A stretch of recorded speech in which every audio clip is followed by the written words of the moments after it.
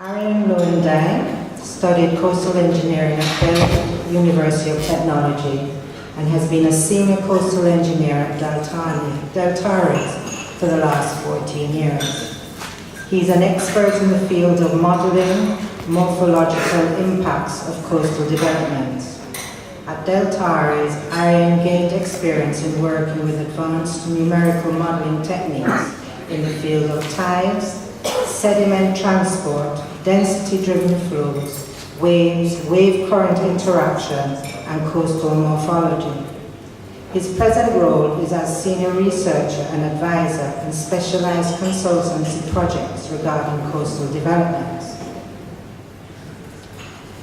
At the Department of Harbour, Coastal and Offshore Engineering, Arjen is the coordinator of the Coastal Engineering Market Team and related research topics. Such coastal engineering R&D projects include studies on the numerical modeling on aggregated time and spatial scales, but also tool development such as coastal design tools combined with methods to quantify uncertainty in model predictions. In addition, Arjen gained experience in a series of climate change studies and publications, for example, the Mississippi Coastal Restoration Project and several studies on the stability of small tidal inlets. From the start of Building with Nature in 2008, Arjen has been involved in the Innovation Program, where he was responsible for developing an ecomorphological model for mega-nourishments and developing integrated tools for long-term coastal development. One of his published articles is titled, "A New Alternative to Saving Our Beaches from Sea Level Rise, the Sand Engine." Arjen is an ambassador of the Next Generation Hydro Software Project and has been responsible for the initiation and steering of the Delft 3D open source community. In 2013, Arjen started his research at Delft University of Technology on the physical feasibility of mega-nourishments worldwide. His research focuses on developing a seamless modeling approach for morphodynamic modeling. Our next presentator with Arjen is Alexandra van Oudenhoven. Alexandra is an environmental scientist who specializes in quantifying and conceptualizing ecosystem services, the benefits provided by nature in relation to environmental management and planning. How does hard coastal management, for example dikes and barriers, compare to building with nature, management in terms of coastal protection and fishery enhancement, and which ecosystem services do we gain or lose when we use our natural resources more intensively? Alexandra joined the Institute of the Faculty of Science of Leiden University in 2015.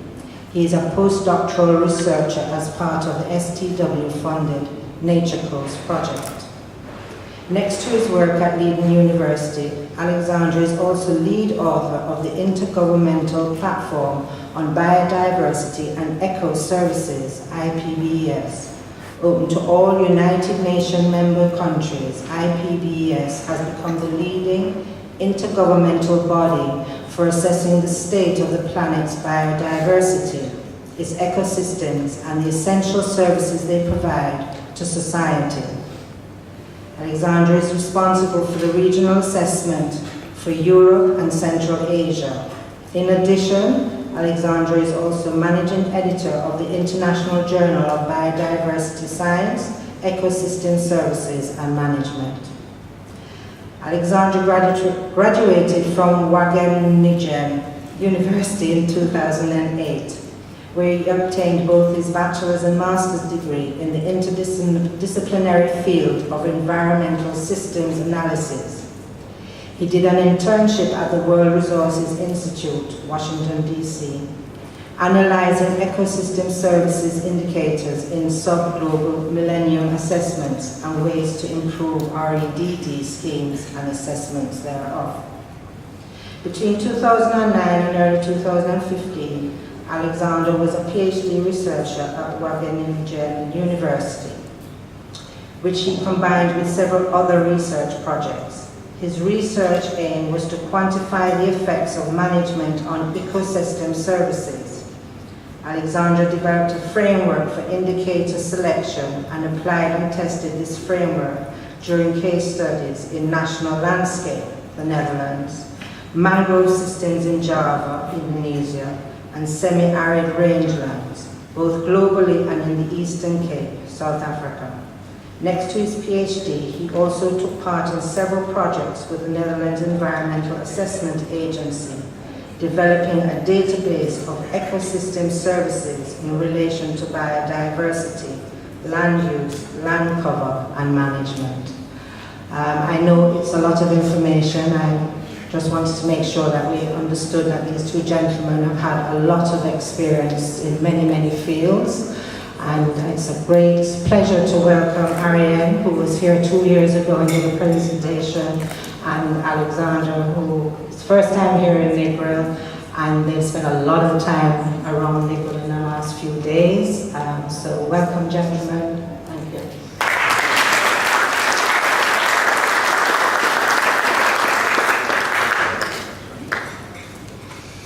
Yes, good morning. So my name is Arjen Luijendijk, as you can see here. I'll kick off our presentation and Alexander will take over. I'm a coastal engineer at TU Delft and Deltares, that's in the short version.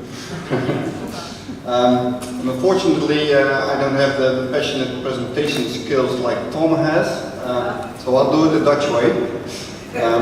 But we have brought along some interesting information about projects within the Building with Nature project in Holland, which we'd like to share with you, and then project some of these findings to the Reef coast.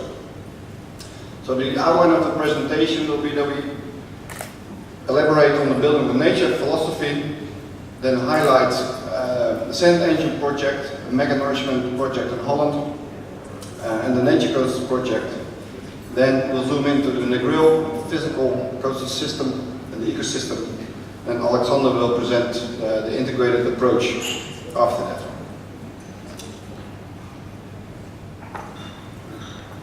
So starting off with Building with Nature. What we see worldwide is an increase in pressure on delta zones due to the growth of the worldwide population, but also the navigation increase, the mining of minerals and resources is also increasing. At the same time, we have climate change. So these are factors that need for more and more marine infrastructure and also sustainable solutions. And these are 3 projects in Holland the last decades, where in the 80s we built a large barrier system in the south part of Holland. And we just constructed a large barrier system full of concrete and gates. So at that time we were building in nature. With the extension of the port of Rotterdam, just recently, 8 years ago, we thought of building of nature. So part of that port, it's the second largest port in the world, part of that port, nature has been created. So sandy beaches have been created, dunes have been created. So not only the port functions are there, but also the recreational opportunities are there. And then in 2011, a large-scale nourishment was completed. So there's a paradigm shift from building in nature to building with nature.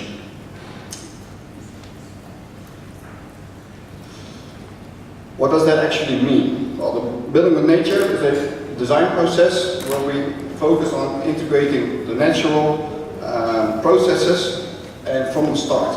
So not only looking at opportunities whenever the design is finished, but we include that right from the beginning. So we use the natural processes to enhance, let's say, the added values for nature, but of course also for society. And the Building with Nature project consists of a large consortium of contractors like Van Oort, Boskalis, but also engineering firms, research institutes like Deltares, but at the other end, also universities. So it's a consortium where different partners can find each other relatively easily in a pretty competitive domain. So knowledge is shared to a certain extent, looking for opportunities how to come up with a more nature-friendly solution, for example. And this is an overview of the different solutions that we have been developing within the Building with Nature project. Nowadays, to give you an idea, there's about 55 million euros invested in Building with Nature solutions, either in the implementation or in the research to learn from these pilot projects. So we also plant oyster reefs in the south part of Holland. We also went to the tropical environments in Singapore to look at mangroves, how they can protect our coast. So this is an overview of the kind of spectrum that we have available in the Building with Nature program. And next I'll continue to the sand engine that both Alexander and myself are heavily involved in. So a little bit of the motivation why we came to this mega nourishment is, I'll explain it now. Holland is located opposite of the UK, so we have the North Sea separating us. And Netherlands is a relatively low-lying country, protected by mostly a soft sea defense, a lot of sand in the dunes and on the beach. You will see that the black line indicates the hard defense that we have, and the yellow lines are our dunes, beach and dune systems, for about 350 kilometers long. If you would not do anything, then this is Holland in 2050, meaning that this blue area will all be flooded, impacting 10 million people. So the new Dutch coastline will be this line. So therefore we have to do something. Let's say our lives are at stake, all our, let's say the whole community, the whole society in Holland is at stake. So we have to protect our country.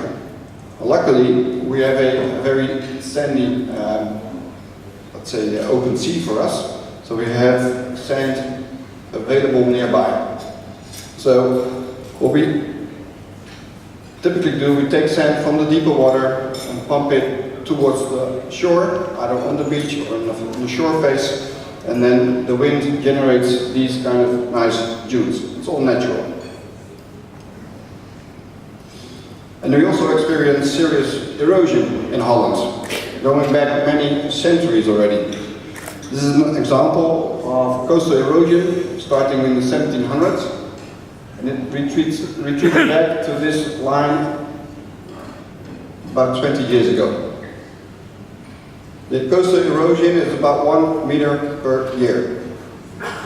So you see that, let's say this used to be the city of Egmond, but they all relocated. Even the church was relocated after another severe storm.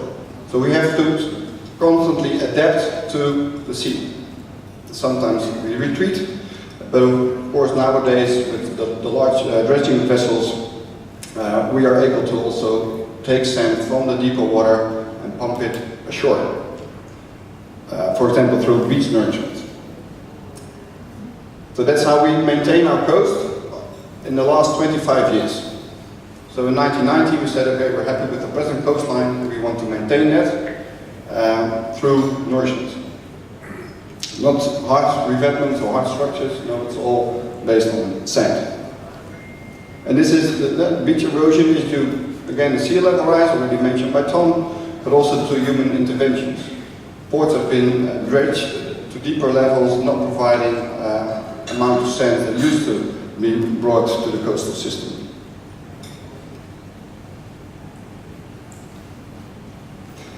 So in the 1990s, we started nourishing about 6 million cubic meters per year. 10 years later, that was 12, doubling. in 10 years. The reason is, again, if we wanted to have that 1990 coastline, we had to nourish every year more and more sand. But with future predictions for the prospect of sea level rise, we expect that in 2050 we need 40 to 85 million cubic meters per year to safeguard the Netherlands. The 85 million is based on the sea level rise of 1.3 meters per year. In May this year, the Dutch Meteorological Institute mentions that it could even go beyond 2 meters. That's not on the IPCC, studies yet, but as Tom already highlighted, it's going to accelerate. So that means we have to start upscaling our nourishment techniques, right? If you have to supply more larger volumes, then think smarter how you can place those larger volumes. So a pilot was developed called the sand motor, the sand engine. Different designs were evaluated. This was the final design. It involved 2 million cubic meters of sand placed at actually one location, about 2 kilometers long, sticking into the ocean about 1 kilometer. And after that, we would let nature determine how that sand is transported. So there are no stones involved, everything is sandy. And the idea is that if you do that once, you don't have to come back for at least 20, maybe 30, maybe 40 years. It used to be a section where we had to nourish every 4 years. So you place a large volume of sand on top of the existing seabed, killing all the animals and the benthos inside your ecosystem, because they get another 1 or 2 meters of sand on top of them. They're killed, and you do that every 4 years. So the ecosystem does not have time to recover from that. And if you do this once in a while, once in 20 to 30 years, then the ecosystem can develop at a natural pace to a new ecosystem, which we have not experienced along this part of our Dutch coast yet. So the tides, the winds, and the waves will distribute this amount of sand along shore, cross shore, into the dunes. We have a 7-minute movie for you that illustrates the project better than I can explain you.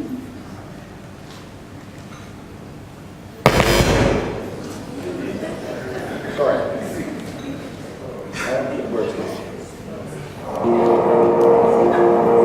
The Netherlands has a rich history in terms of protecting our coastline and delta areas. Now, in the early 21st century, a different approach is needed that reinforces the synergy between flood defenses and the natural system. This time, the solution is not set in concrete. It is made of sand, and it is constantly on the move. These sandy solutions to coastal development follow the principles of building with nature. By making intelligent use of natural processes, several functions are combined into a single design.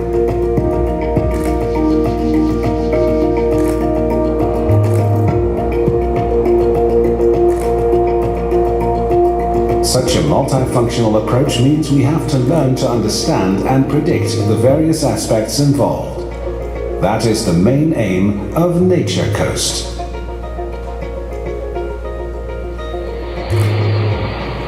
A perfect example of a sandy solution is the sand motor, a massive sand deposit of 21.5 million cubic meters on the Dutch coast. It will be spread along the coast and in the direction of the dunes by the waves, wind and tide over the next 20 years. At the same time, it creates room for nature and recreation.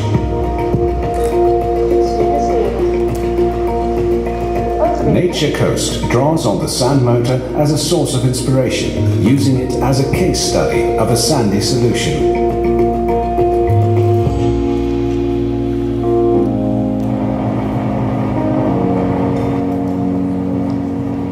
The sand motor is very important in our quest for protecting our coasts on the longer term, for instance against sea level rise. It's a new way in which we try to avoid damage to the ecosystem. We try and put enough sediment, enough sand in the coastal system for 20 years so that we don't have to return every 3 to 5 years with very strong impacts on the ecosystem. This is a large-scale project, and so there will be large-scale effects. Of course, we hope that most of these effects will be positive, but we can only be sure if we closely monitor and analyze the data. It's hard to predict because it's an experiment that has never been done before, not on a local, regional, European or global scale.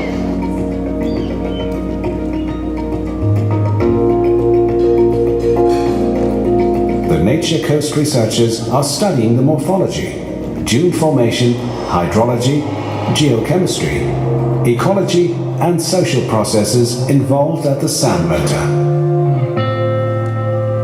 We use a range of techniques to study the developments of the sand motor. One I'm involved in myself is related to the Argus Tower. We have mounted on top of that tower a set of cameras that take image data on a very regular basis, and we use the data to study, for example, the movement of sediment by wind. And other researchers use it to study, for example, the movement of nearshore sandbars or swimmer safety.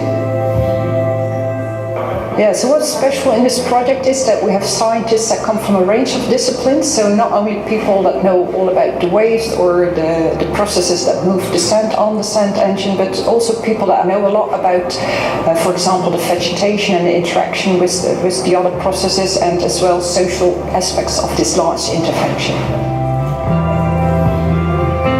The innovative aspect of our approach is that we integrate the different research disciplines.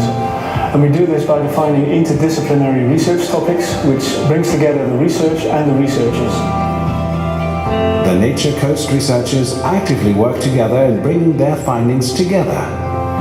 In addition to the integration of the research disciplines, there is ongoing collaboration with public and private parties. The success of sand motor type solutions also depends on the interactions between public and private actors. By studying these interactions in different governance settings, we learn about the viability of sand motor type solutions in different contexts, national and also international. We developed the concept on the scale of a coastline, but when it's implemented, it has to be implemented more locally. It's this concept of linking both the design and its follow-up implementation and maintenance, and learning from that process of linking that gives us an edge in coastal engineering internationally.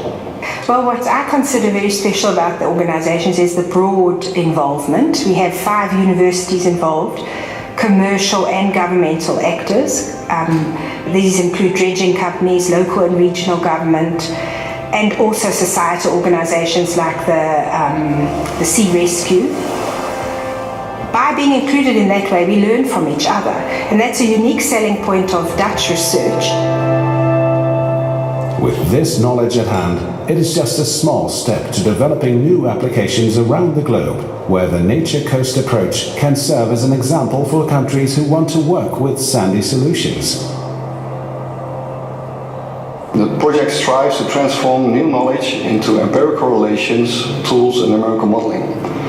And these instruments can be used to explore new opportunities for sandy strategies worldwide. More than 70% of coastlines throughout the world are eroding. At the same time, economic value and population pressures in these areas are rising rapidly. Given expectations about climate change, the challenges for the decades to come are increasingly challenging. The sand motor is an inventive response to those challenges. It is tailored to the situation at the Dutch coast. Elsewhere in the world, the dynamics relating to nature and people are different, and so optimal solutions will take different shapes. The aim of Nature Coast is to obtain generic understanding of the landscape evolution monitored here along the Delfland coast. And we believe that based on our generic understanding of the landscape evolution here, we can come up with innovative, alternative sandy strategies at all the locations in the world. Nature Coast is putting this into practice by teaming up with industry, consultants and the research world to elaborate a number of international case studies. There has already been interest in sandy solutions like the sand motor for abroad, with different purposes in mind. So the whole idea is not to sell a pile of sand and to put it somewhere at another location in the world. The idea is that we sell our understanding of landscape evolution, that we can come up with, let's say, solutions that fit multiple purposes at several locations in the world. The global challenge in the 21st century is to create efficient and sustainable solutions for the development of our coastal area. Developing and applying top-level knowledge gets us ever closer to multifunctional sandy solutions that are feasible, affordable and sustainable. That's what Nature Coast stands for.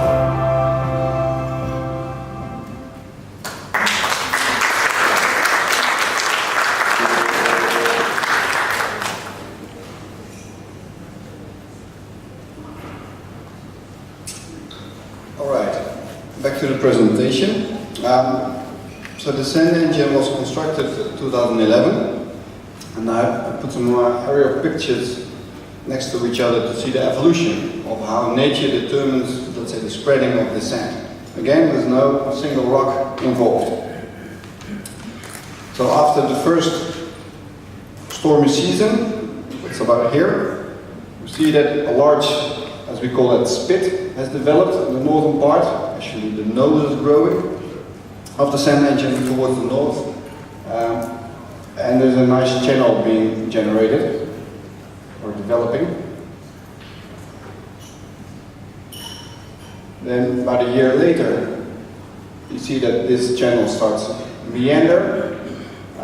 Also, the shape becomes more and more symmetric. 2 years later, it's even more symmetric, and the channel has elongated, and this is a couple of months ago. So this shows the evolution of a pile of sand due to natural processes. It's spreading sand where normally the dredgers would have placed the sand with pipelines, and now we let nature do their job. Nature is free. We get the wind for free, we get the waves for free, we get the tide for free. As far as I know, yet.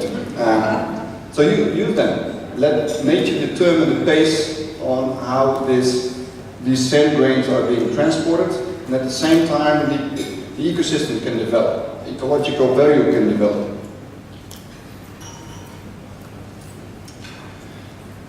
So why is it so special? What makes it unique? It's a large volume. Again, 20 million cubic meters of sand. It's emerged, so it's walkable. Normally we would place a large amount of sand underwater, which becomes harder to walk on. It's concentrated at one location. It combines different functions like safety, recreation, nature development, but also knowledge development. And of course it's dynamic. Every time you visit it, it's different. Alexander and myself are involved in the Nature Coast project, already mentioned, where we have 2 PhD students focusing each of these topics. So 1 or 2 are looking at swimmer safety, morphology, marine ecology, terrestrial ecology, so on a dry beach, and then dune formation, how is sand blown into the dunes, how is vegetation developing, also the geochemistry, properties of the sand is being monitored, as well as the hydrology. So how is this affecting the groundwater table in this dune area? And of course, the governance. How did such a project came to a success in only 3 years' time, from a drawing board to execution? The Port of Rotterdam took about 40 years to come there, to develop their port, get approval for their extension. And this project was only developed in 3 years. So there's a lot of things to learn from. And Alexandra and myself and Vera are responsible for integrating all this interdisciplinary knowledge. And of course you see interesting relations between the different disciplines. And with that knowledge, so state-of-the-art knowledge, we are looking abroad as people approach us. Let's come back to that later. We are intensively monitoring the sand engine, day and night, since 5 years now, with ADCPs, with wave buoys, also with satellite images, with Argus cameras, and even we try to bring back that knowledge in these morphological predictions. How will the sand engine evolve over the next 20 years? And with these tools in hand, you can start thinking of using specific lessons from the sand engine to other locations in the world. Well, the Nature Coast project is a science project, but it has a strong involvement of end users, meaning end users are the research institutes, are the contractors, are the engineering firms, asking the science project what they want to know from the sand engine. So it's very much connected.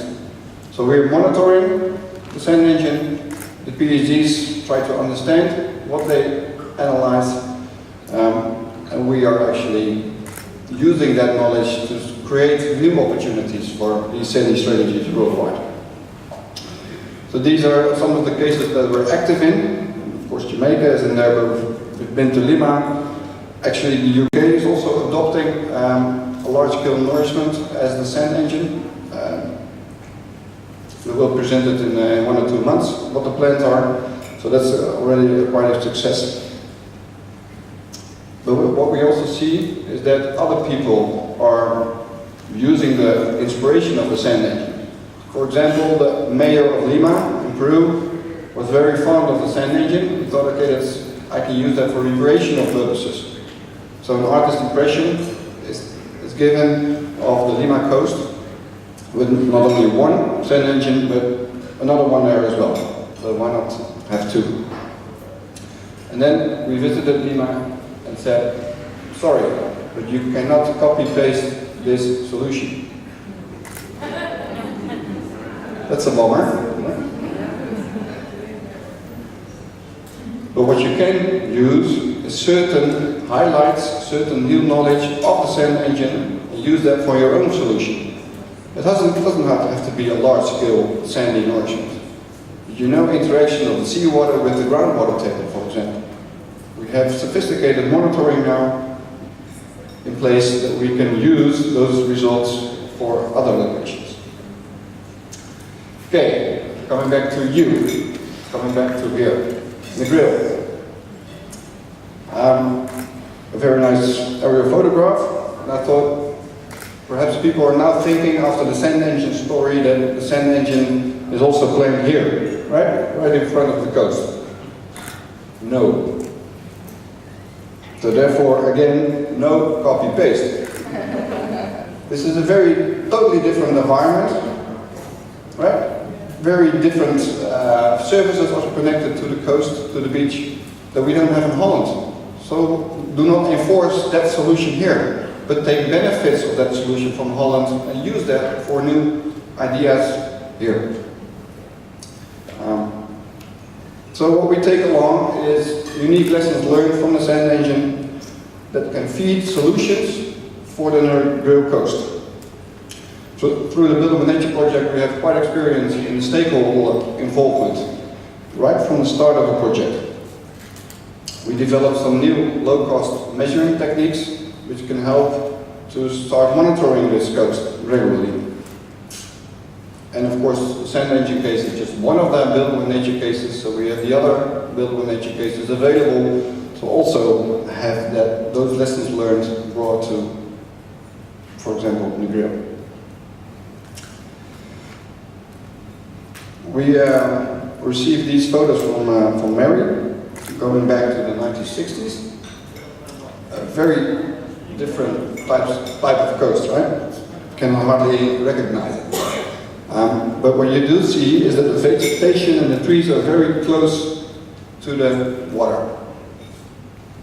Does not mean that at that time they did not have hurricanes. Of course they did have hurricanes. Hurricanes passed by. They had created overwash and flooding, of course. But then parts of the beach would erode, but the system, the natural system, would recover over time. And it has all the, let's say, the freedom to recover, because the human interventions were not there, right? The human use. But from the early 70s, tourism starts. And slowly, a lot of resorts, a lot of hotels have been built. We have read actually quite some reports about Negril, so a lot of pictures are from those reports. So we can make references if you like. And what you see is a rather vulnerable stretch of coast that you have. The sandy barrier system, where you have the sea at the west side, and of course the morass at the eastern side, and then a very rather narrow stretch of sandy barrier. And you see with the circles the size of the hotels, the number of rooms, so there's pressure on that coastal stretch, on that beach. So from the coastal developments, but also from sea, and also from the morass side. So these were some pictures that are typically found at the internet. If you go to coastal erosion, these pictures pop up. Don't have to specifically mention the Negril or Jamaica. So this was in 2008, and only 15 months later, we get this picture. Serious erosion of the beach. But where is that sand gone to? Where is it? That's the question. Right? You see that the beach is eroding, but you don't know where the sand is gone. Come back to that. Well, these are some environmental conditions. That was also found in reports. Of course, the waves are typically coming from the west, the larger waves, the milder waves from the northwest. This includes the hurricanes. But let's say an average wave every 5 years, so with a return period of 5 years, is about 5 years. And a wave height every 50 years goes up to 9 meters of wave height. It's enormous, due to the hurricanes, of course. But that means there's a serious wave action hitting this coast. Although the tidal variations are small, the waves are by far very important.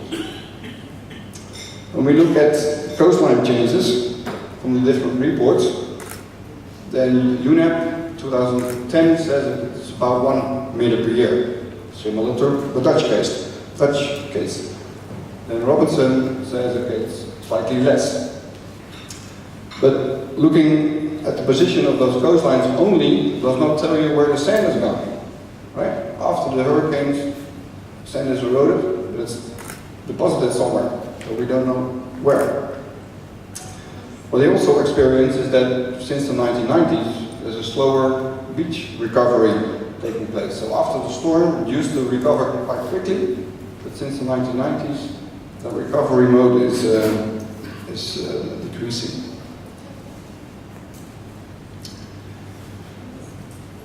This is I found it a very interesting picture from the UNEP report, where you see the coastal erosion indicated here in the last 40 years, where the maximum is 55 meters.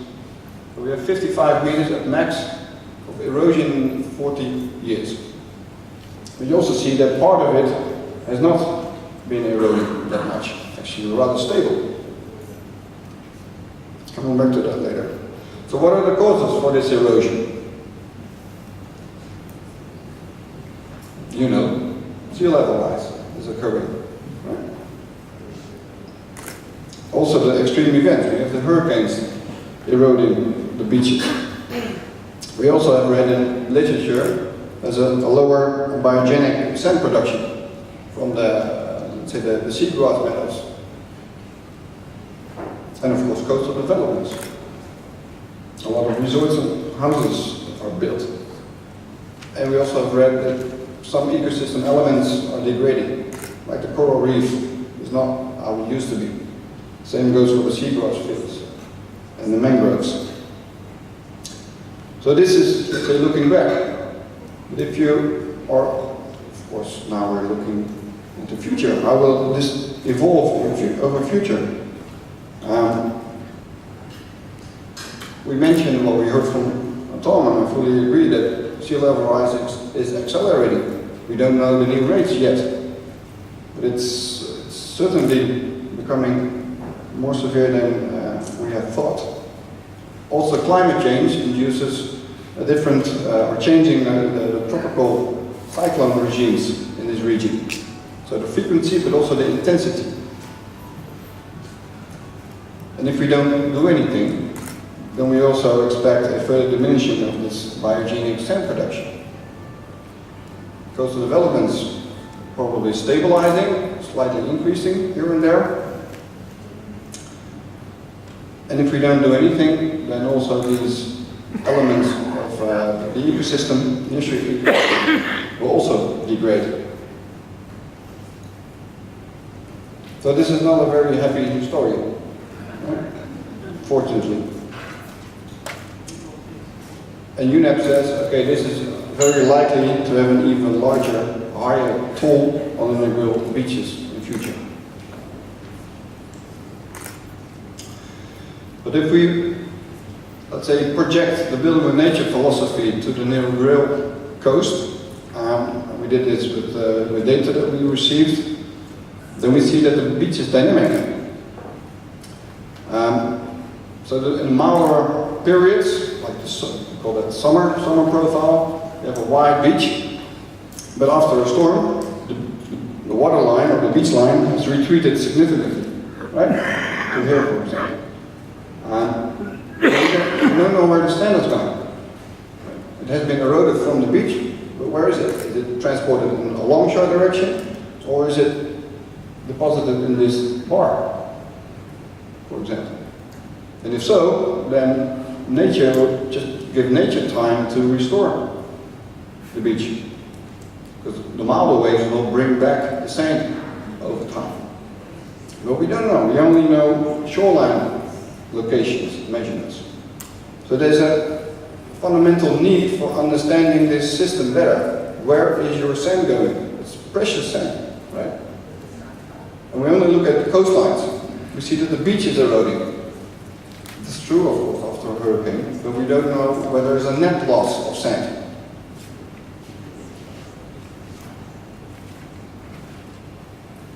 What we also see from this case is that the reef is very, very effective. So this is a map with the water depths called bathymetry. So the red colors indicate dry lake beaches. The bluish colors represent water depths up to 12 meters.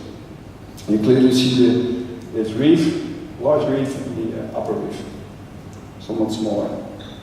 And if you look at cross sections through this data set, then, sorry, it falls off, but this goes relatively quickly to larger water depth. We take a cross section here, we see an enormous wide reef structure, 300-400 meters wide, very, let's say, shallow as well. And, well, if you look at then at the coast position, this is the place where exactly accretion was the least over the 40 years. Beach erosion at this location is very small due to the presence of this reef. It's a very wide and shallow reef. And in the north there's also a smaller scale reef, but it tells you that the reef structure offshore is protecting you from erosion. Try to make it, try to sketch the situation. So I took that same transect of that reef. Of course, on the reef there's coral, it's hard to measure in echo sounding. But this is a once in a 5-year storm passing by over that reef with its wavelength. So you can imagine that this reef, because of its width, will dissipate a lot of wave energy. Hence, the energy that reaches your beach is much smaller. So it's very effective. If you think of a ball or a breakwater structure, it has a very small length, right? A very narrow width. So the effectiveness is much smaller in dissipating that huge wave passing by, right? So by learning, looking at your own system, you already see where the benefits could be. If we then take a jump to the future, let's say the sea level rises 40 centimeters. So the water level increases. You could have more waves, higher waves, more waves, leading to beach erosion.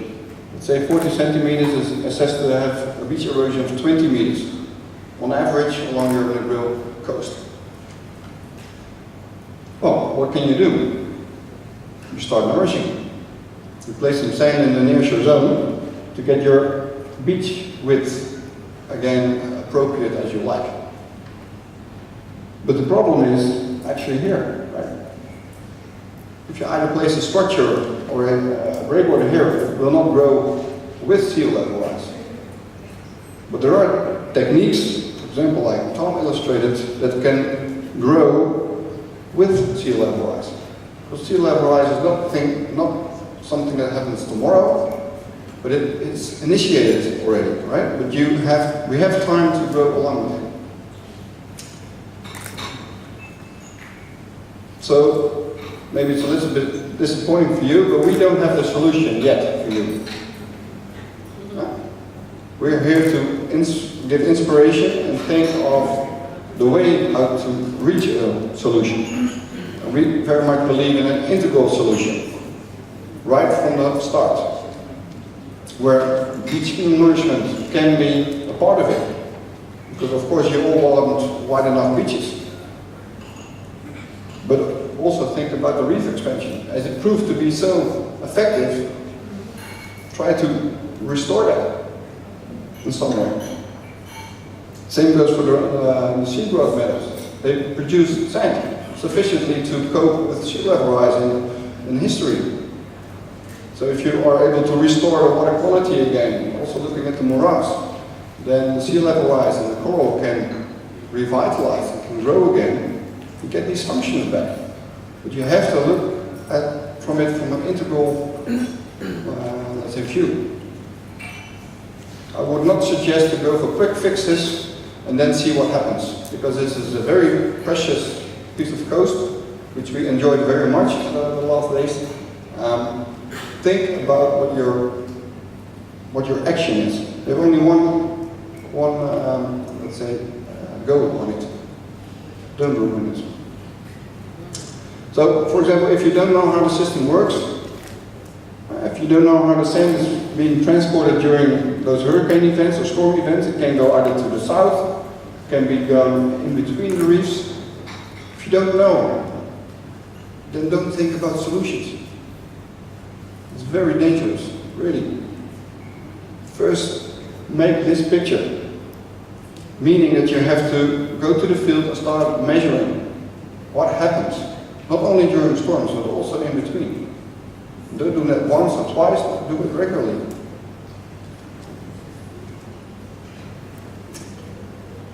That's my part. Alexander will take it.